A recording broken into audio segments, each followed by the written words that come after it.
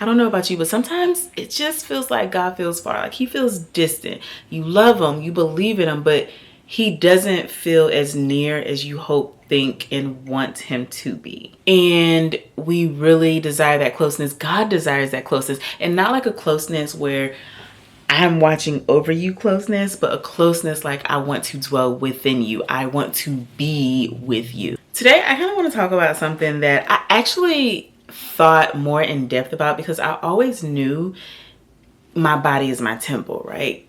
God is within me. The Holy Spirit is within me because of Jesus. Like I knew that my body is my temple. I want to take care of it. It is not mine. It's a tent for the Lord. But I want to zoom out just a little bit. I want to back up and start to see a pattern, because if you really look at it, you start from the Garden of Eden, and then we go to the tabernacle, and then we go to the temple, and then we have us. And the way that this goes, or if you think about each portion of this, God has always desired a closeness with us. He was always trying to get closer to us. So hold on. Let's start from the beginning. We have the Garden of Eden. We have the garden before there was religion, before there were rituals, and before there were rules. There was just God and the people, or Adam and Eve. Adam didn't just happen to be there. God literally walked with him to the garden, showed him the garden. He didn't just visit. He didn't just check in. He was there. He was present, because there was a relationship. There was closeness. There was intimacy. No separation, no shame, no fear. God didn't live in a building. He was with them. And when we think about it, that's actually what we look for. And what we're longing for is not just information about knowing who God is, but actually having a connection with him. But then, then we have sin, because we have Eve, who was tempted by the serpent, who, when God told them not to eat from the tree of knowledge of good and evil, Eve was tempted by the serpent and ate off the tree when she wasn't supposed to. Sin entered into the world. And after that, for the first time, that's when distance shows up. Not because God moved, but because sin separated us. Then we fast forward a little bit. We have Moses, and God tells his people to build a tabernacle, which is basically a tent. And God wanted this built so that he can dwell among his people, because he didn't want to leave us. He didn't want to abandon us. Even after sin, he still wanted to be close to us. So it was like, build the tabernacle. And then with that, you had different layers. You had the outer layer, the inner layer, and then the holiest of holies. And only certain people could go into certain areas of the tabernacle. But God was still present. He just was not accessible, or should I say as accessible. It's kind of like how we live today. Like, we love God, but there's still rooms in our life that we don't let him into, like a junk drawer. Like, it's a little too messy over there. I don't want you to go in that. You got company that come over. We treat God like a company, and we were like, don't go in that drawer because it don't look like the rest of my house. It kind of weighs in too when you think about it. Like, sometimes we think, God, you can have my Sundays, but you can't have my habits. You can have my prayers, but you can't have my decisions. Like, we keep him near, but not fully in. It's like you got a dress on with a slit, and it's like, show a little leg, take it right back. Like, you picking and choosing. Like, we can't be doing all of that. And then we have the temple. It's permanent. It's beautiful. It's like brick, stone. I can't remember the exact substance, but it is firm. Like, it's an actual strong substance. And again, God's presence fills it, but there's still separation. Now, this had a veil, like a literal curtain that separated the people from the presence of God. And only the holiest of holies could go inside of it once a year. So out of all of this, it's like the people knew God was real. They knew that he was powerful. They knew that he was holy, but they didn't have direct access to him. They did not have access to God. It was always some type of stipulation, a curtain, a veil, a rule, a ritual, something that kept them from truly seeing, serving, and allowing their hearts to fully be for God, or allowing God to truly and fully dwell with it. And it's kind of like how things are when we think about it today, or if you've ever had this issue, or if you've ever encountered this within your journey walk with God. It's like we know he's there. We know that he's good, but we don't feel close. And then everything changes. We have Jesus, Jesus, Jesus, Jesus, who comes into the world. He dies on the cross. He literally gives up his life on the cross. And the veil on the temple tears, not from bottom to top. It tears from top to bottom. And that shows that God did it. God actually did it. He tore the veil.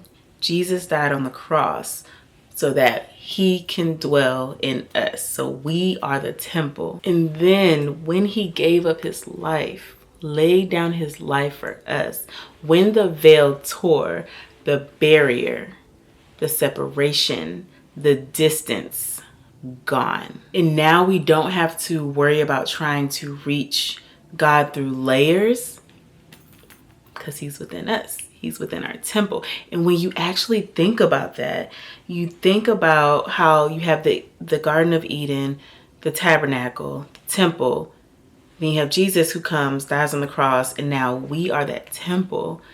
It just hits just a little bit different. When Jesus died for us, the Holy Spirit came and is dwelling inside of us. When you think about that, like all these places where God told the people to build so that he can dwell there, and now he sent his son, his one and only son, to die on the cross so the Holy Spirit can come and live in us, our temple. We are the temple now. When you think about it that way and how God is truly living inside of you, you think different, you act different, because it's like, I am holy within. I have holy within me. So now I want to protect this. I want to cherish this. I want to truly, truly love this, my temple. It's not a building. It's not just a place that you visit. It's my temple. It's me. That just goes to show that God doesn't want to just be around us. He has always desired a closeness. I think that sometimes we also forget when we go searching for God, like, God, where are you in this situation? We go listening to sermons, which is great. That's encouraging. It's giving us a word. It's like giving us a start and a direction of where we should go, and like inspiration, you know, hopefully that will lead to like wanting to learn and read more. Or we might go to a song or even a moment, and God's just like, here I am. I'm right here. There were times in my life personally where I was trying to get closer to God and not realizing that he was already within me. It's like I knew he was there, but I didn't like know or put two and two together that yes, my body is a temple and I want to take care of it, but it is literally the Holy Spirit and God dwelling within me. And during those times I felt distant. I felt like I was trying to earn his closeness and didn't realize that, again, his presence was already inside of me. And that shifts everything, because then you go from realizing that it's not about chasing him. It's about acknowledging and channeling what's already inside of you and building that connection, that deeper connection of what is already inside of us. So again, as we look at the whole story, we have Eden, the tabernacle, the temple, then us. God was always desiring to be close to us. He always desired that closeness. So I just want to encourage you that if you are feeling far from God, I want you to know that he didn't move.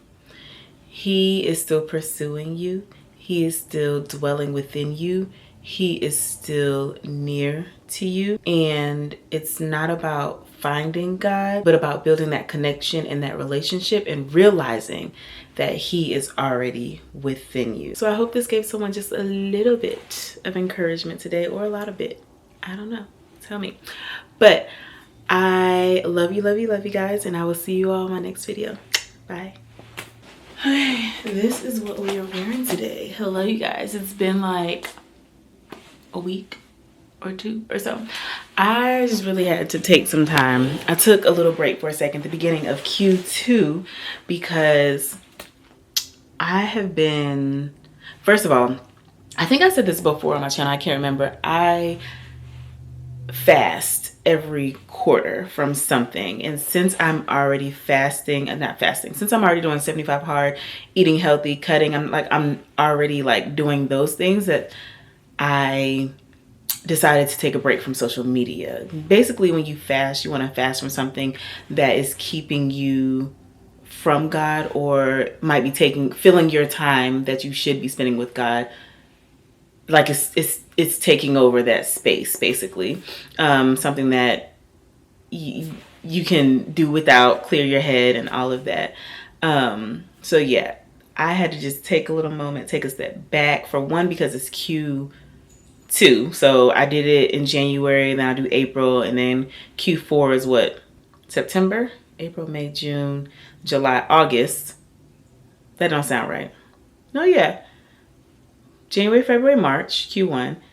April, May, June, Q2, so July. August, September, October is Q3.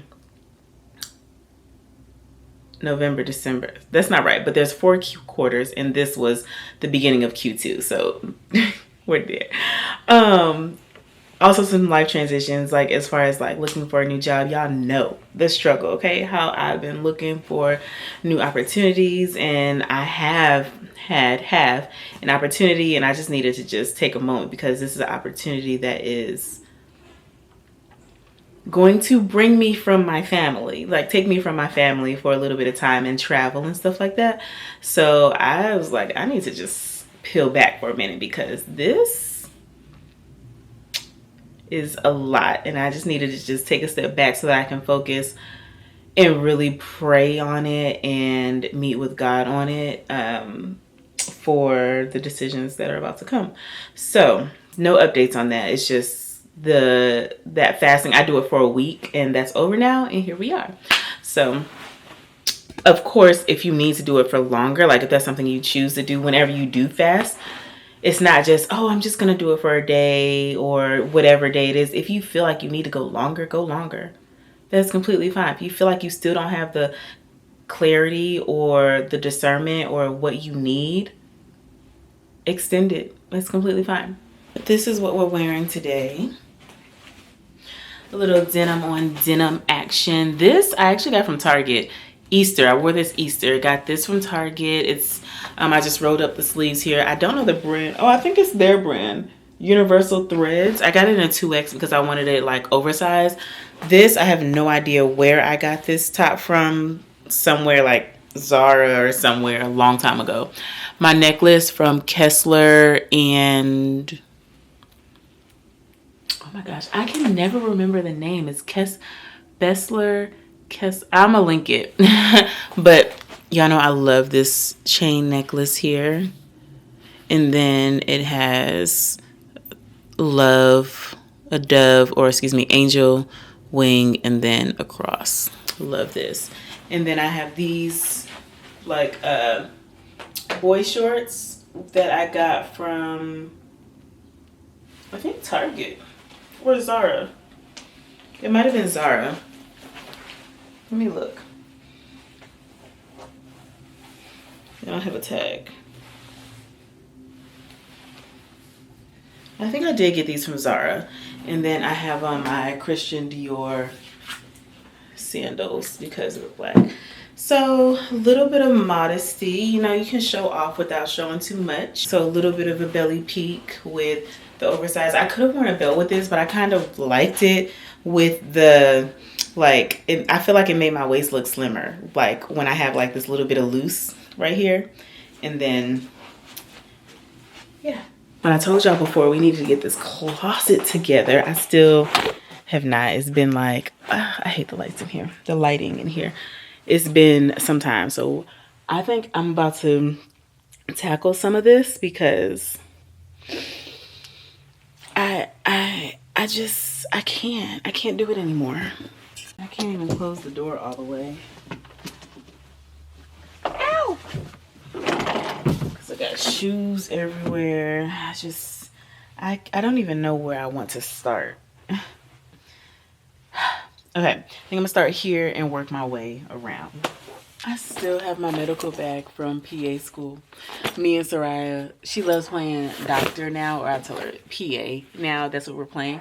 And so we've been using this a lot lately, which I could still utilize a lot of the stuff that's in there. I just don't have to with my job. If I were working at like a clinic or somewhere, or if I needed something portable, then I could use that stuff still. Like, I'm gonna keep it. This is a Pfizer bag from a conference that I went to last year, and just has some like pamphlets and stuff, information, medical stuff, basically. Scared the mess out of me. Look, I opened the bag and it's this alligator pen. We got some tissues in here, chapstick, a pen, and then I had a lot more stuff, but I threw away the stuff that did not, like, didn't mean anything. Like, not mean anything, that I knew that I wasn't going to utilize, because from these conferences, you have so many vendors and stuff, and I go to, like, every table because I want the free stuff. But I have to get in the habit of just picking up the free stuff and not every single pamphlet. So I actually threw away a lot. And I have so many like bags and boxes like in the garage of pamphlets and stuff that I like just accumulate from these conferences. We've got my Rev Air. I need to get a bag or something for this to go in. This is... Oh wow. I just popped the Rev Air open and I didn't realize hair and stuff. I mean, this is a filter, granted, but like stuff grows, not grows, child, fuzzies. I don't know what this stuff is, but stuff is like inside. So I'm just gonna clean that real quick. Note to self: open and clean this every once in a while.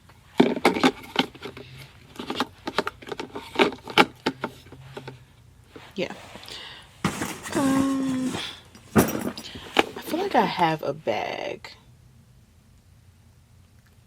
I have a lot of bags actually. Here, I think I'm gonna use this La Roche-Posay bag as my river bag for now. This is also from an event that I went to. I need to take this thing off. This is just like a handle. It goes in, and it's a handle to where you can hold the actual Rev Air piece. But just so everything can fit in this bag seamlessly, I'm just going to take it off for now, because I really only use it when I'm using the Rev Air, not for like storage or anything like that. The cord just be everywhere. Like, the Rev Air works amazing and I love it, trust me. She will get used almost every wash day.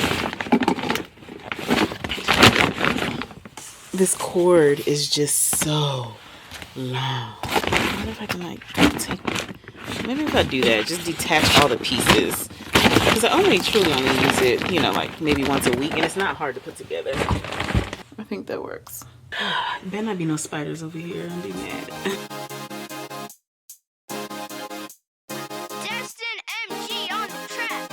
Yeah, we hustle every day cause we tryna get paid. Everybody wants a good life.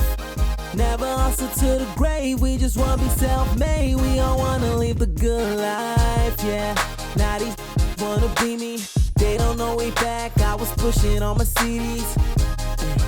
Now they see me all on TVs. Tryna Photoshop, they wanna see me all in 3D. Told you once, I already told ya, I ain't giving up until it's over. Even if the whole world is on my shoulder, I get high, I cannot be sober. Put in work every day, cause we tryna get paid. Everybody wants a good life, yeah. Never hustle to the grave, we just wanna be self-made. We all wanna live the good life. I keep working, I ain't never stop. I know that they're trying to take a spot in your city, know we on your block. If it's slipping, catching in the op. It's just me and my ziggin'. Also every day we tryna make that 7 figures. Yeah, we trying to make a living, never giving up, hustle hard until the finish. I ain't giving up until it's over. Drive a Benz, pop another coda. Too high, I cannot be sober. We young, only getting older. Put in work every day, cause we tryna get paid. Everybody wants a good life, yeah. Never hustle to the grave, we just wanna be self-made. We don't wanna live the good life.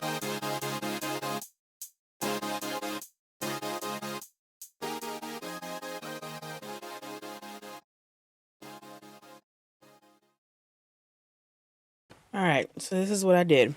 We've got dirty clothes in this basket right here.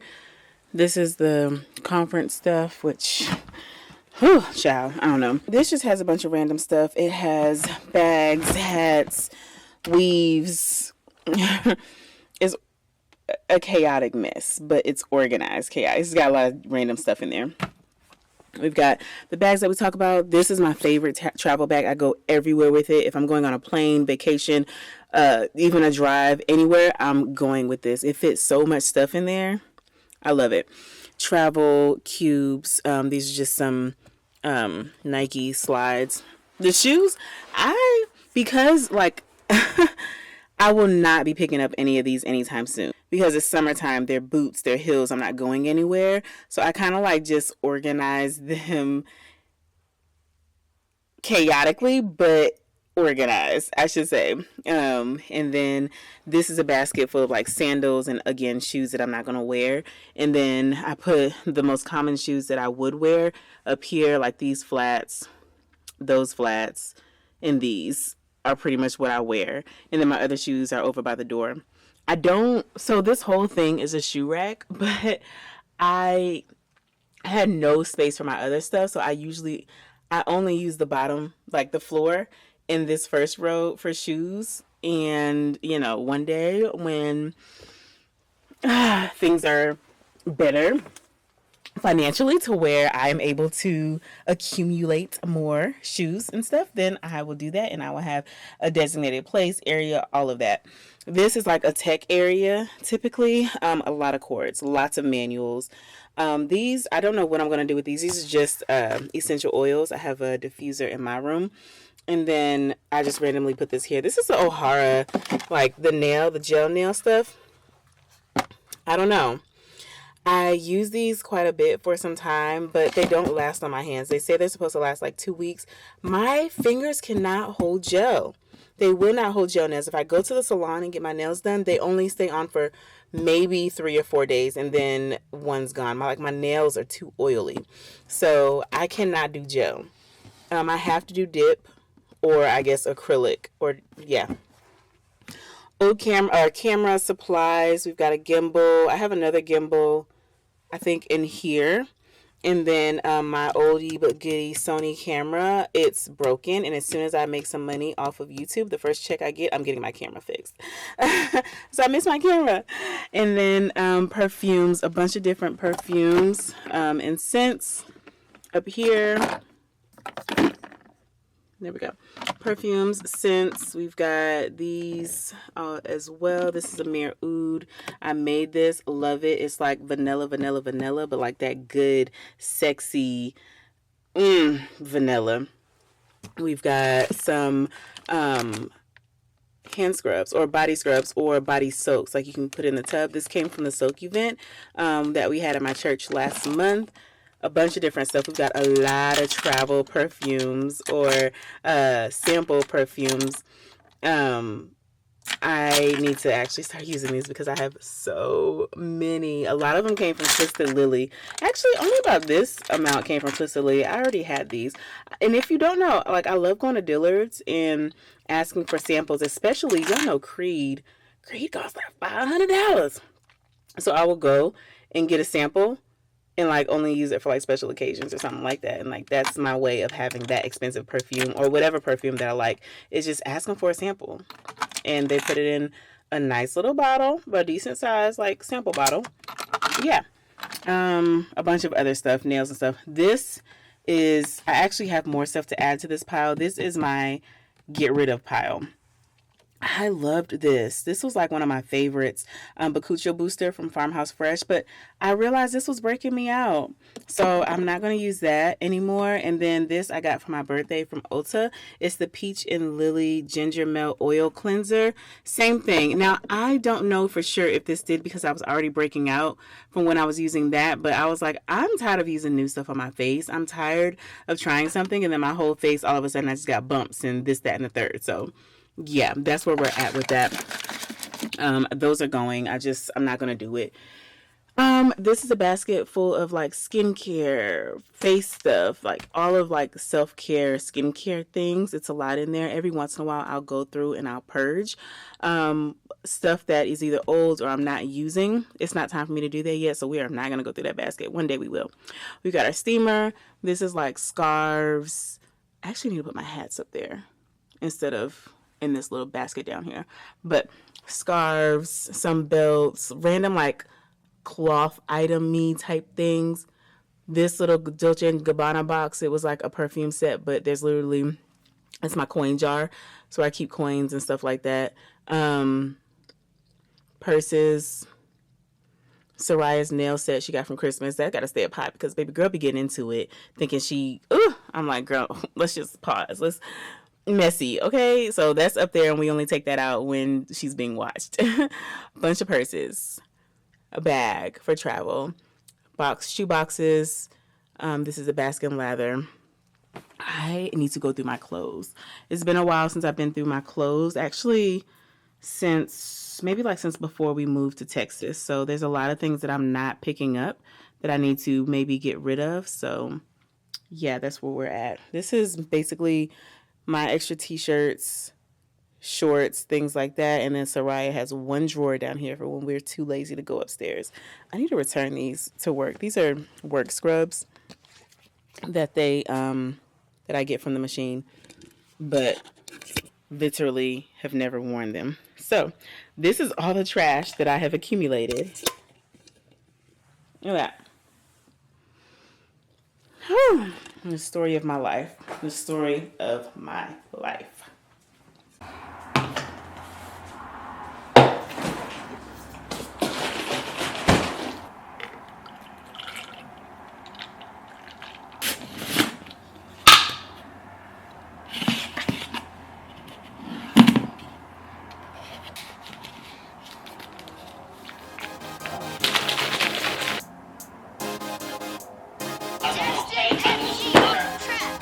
Yeah, we hustle every day cause we tryna get paid. Everybody wants a good life.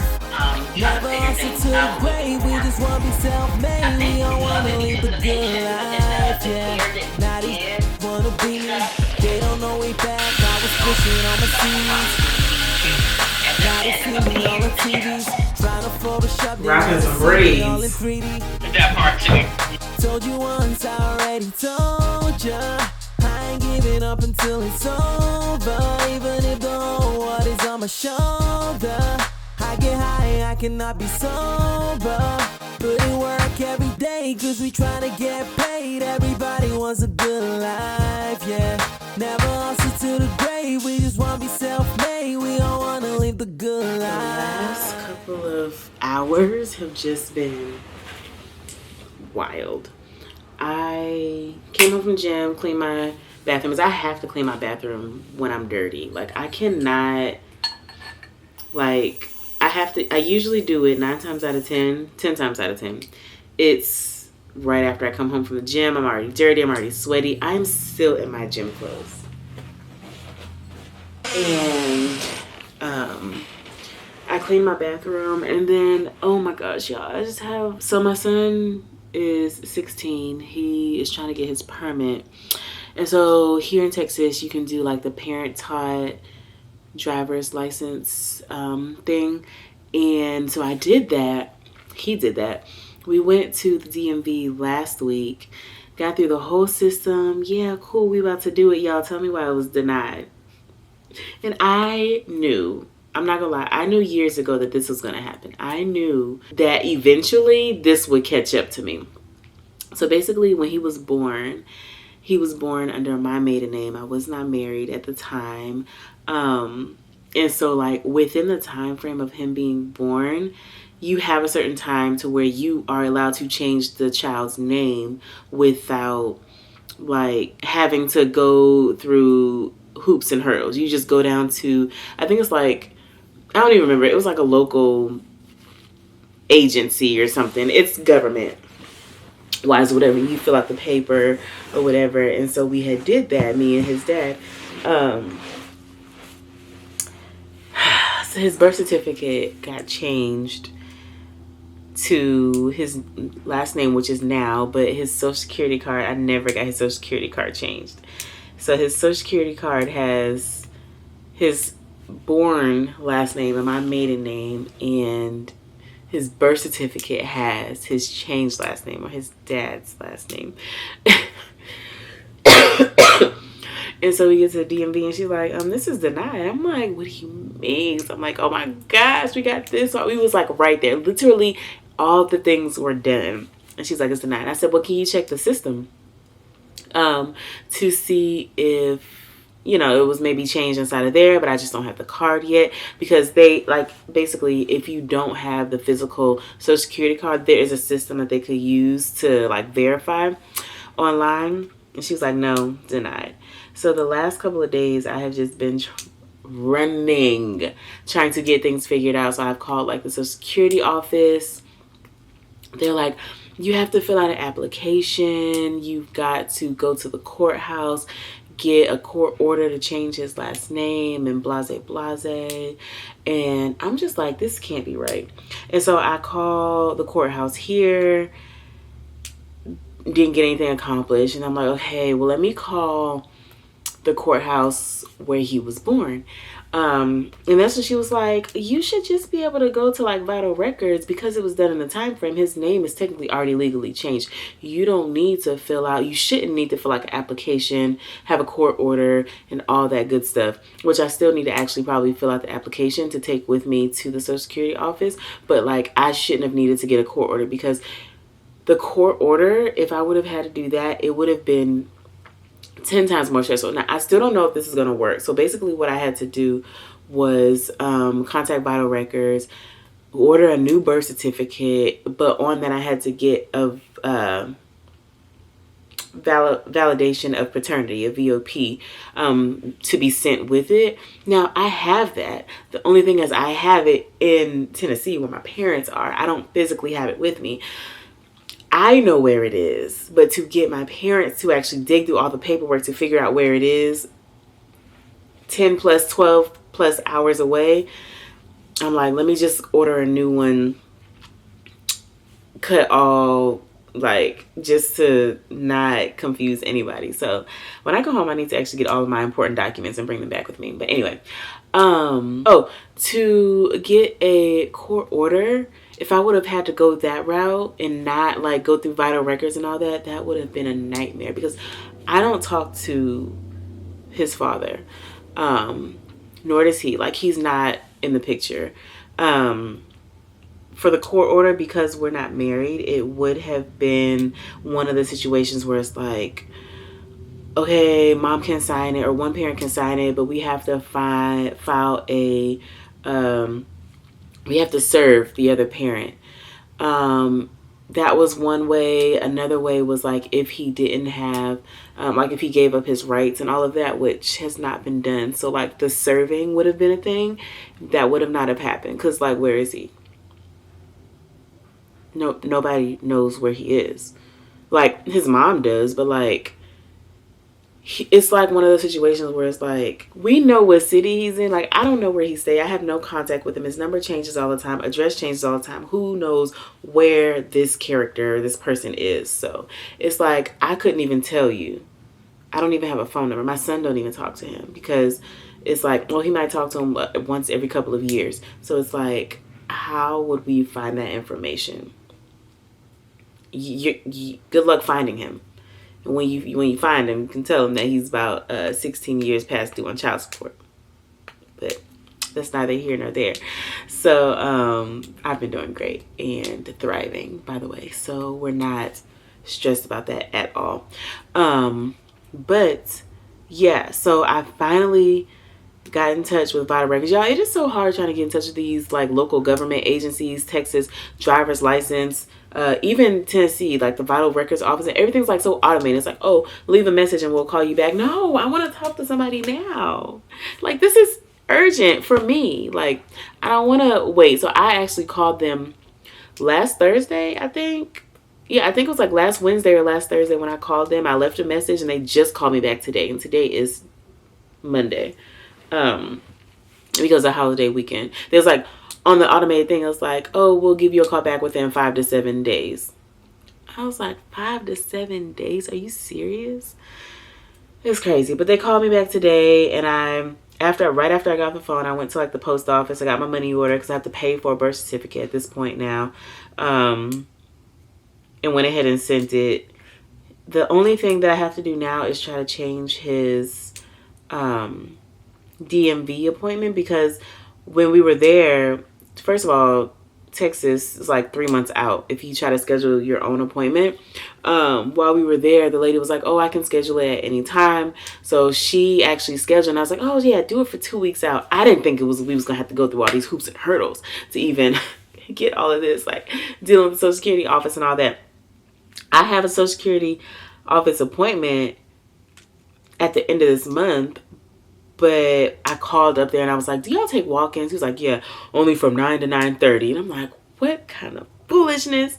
So once I actually get the documents, I will have to go up there, hopefully on my next day off whenever I get the document, and just have them do a quick load YouTube, because I don't have to have the physical card. I just need them to change it in the system. Like, that's all I need you to do, is change it in your system, because they can look all that information up otherwise.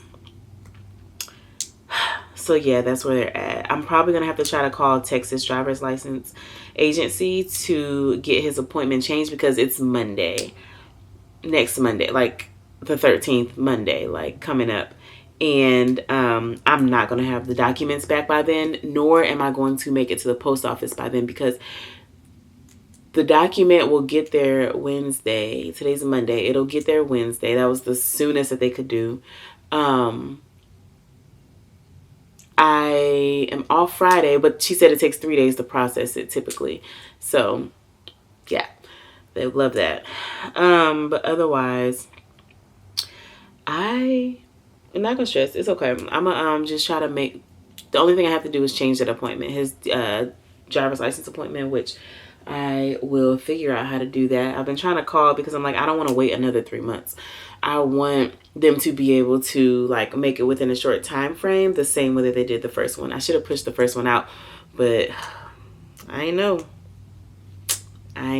All that to say, y'all get married. Be married when you have your kids. And have your kids by the dad that you plan to be with the rest of your life.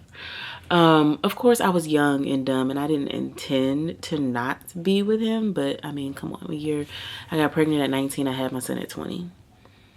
You know, it's so funny because when we went to go change my son's last name, the lady at the desk, like, she knew, like, either she knew him or she's seen situations like this all the time before. But she was like, are you sure? She looked me dead in my eye and she was like, are you sure you want to change this baby last name? I'm like, yeah, go ahead, daddy, it's fine. The Holy Spirit was trying to talk to me then. Holy Spirit was working through her to talk to me then.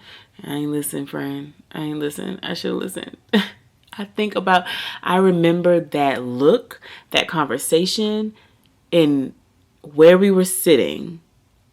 It was me, Ty was in the car seat right next to me, and Dad was on my right hand side sitting, and she was right in front of us. I remember even the window, like to the T. She was like, are you sure? Like, I wasn't sure. And even after she asked me that, there was a rattle in my spirit. I remember it because I said yes. But then after I started second guessing, I was like, no, maybe I shouldn't be doing this. Well, here we are.